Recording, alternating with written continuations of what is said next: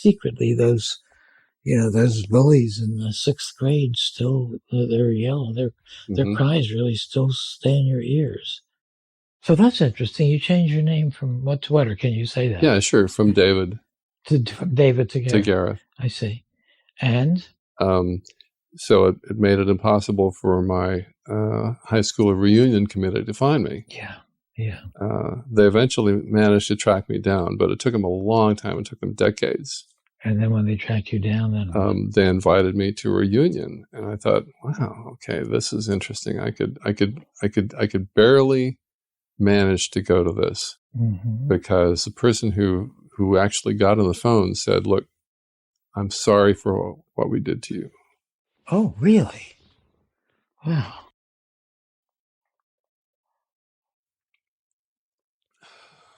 And so I went.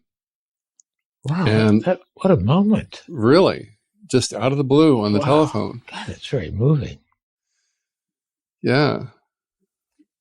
I've tracked you down after 40, 45 years to tell you I'm sorry. How important that must have been for him to tell you that, too. Yeah. Oh, so what do you think and of so, that? So I went, and, he greeted me and again said, "I'm sorry. We were really, really did you wrong." Yeah. And a lot of other people too, many of whom are here. Yeah. So welcome. Yeah. Huh. I had a dream, something I'm writing about. It was riding my bicycle up and down, and there was a girl that I used to call out to. She had acne all over her face. I used to call out, "Hi, measles," because I thought I was just greeting her. Right. And then the dream showed me your father kind of appearing, and the upshot of it is, this is a pre-empathy part of life. It's before the development of empathy in our lives. Wow, interesting.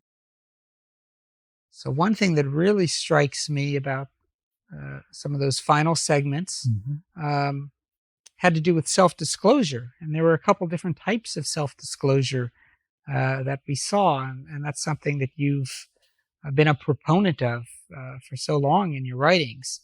The one that stood out for me was simply letting him know how you felt, that you were, when he told you the story of the bullies later in life apologizing to him, and you said, that's very touching.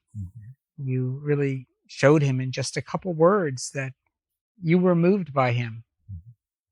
And another piece of that was you really found out about an important aspect of his growing up, being bullied by kids, and that just makes me